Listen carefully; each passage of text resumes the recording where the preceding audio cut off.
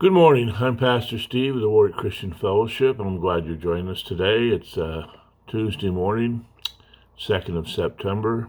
I don't know why the summer went so fast, but it did. I'm glad you can be part of us. I hope you join us each day, Monday through Friday.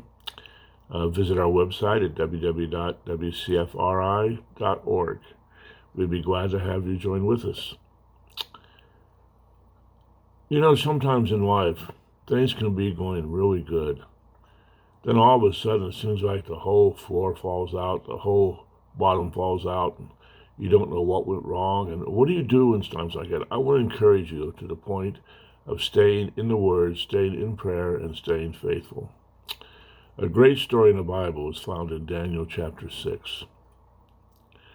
King Darius, who was in charge at that time, decided to appoint 120 satraps to help him rule his kingdom.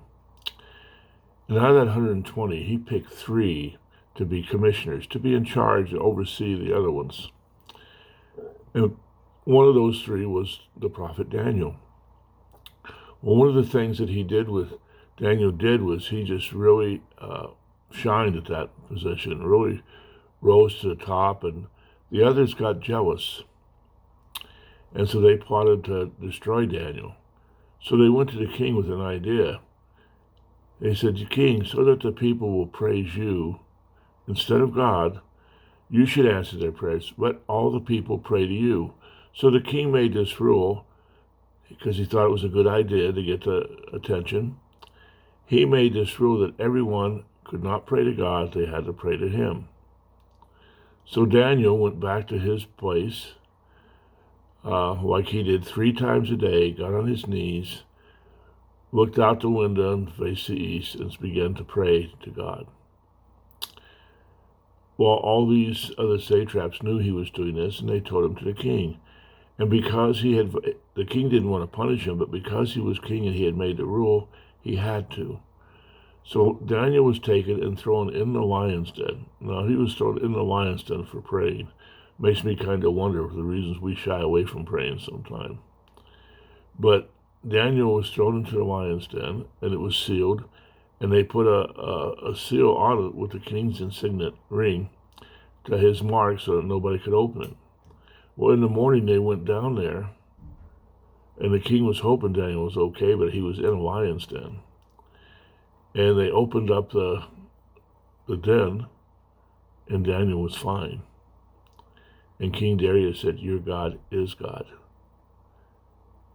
Which tells me that in our times of trouble, people watch our witness. God protected Daniel because he was faithful. Now, that doesn't mean that every time you're faithful, everything's going to go fine. But God does take you through the storms. He doesn't keep you out of the storms, but he takes you through them, just like he did with Daniel. God is faithful. If we are faithful, he is incredible what he will do with us. And it's a good testimony of what happened in Daniel's life. It can happen in your life. Be faithful in prayer on all things, and God will take you through. You know, Daniel was faithful in prayer, but remember, he still got thrown in the lion's den after he had prayed. But it did not deter him. He probably still prayed in the lion's den, and he was fine. The same can happen for you. God will take you through whatever you're going through. I don't know what situation you're in right now. I know some of the ones that I'm in. And I know that God has kept me positive and looking forward because I know God is faithful. And I hope if people watch me go through the ordeals of my life, they will be encouraged on how I deal with it. I hope I am a good witness. You can do the same. You can be a witness for God in the worst of times. Just remain faithful and know that God will help you. And the best way to do that is be prepared when this time comes. Daniel was known to be a man of prayer. So Daniel had already been prepared for this time coming.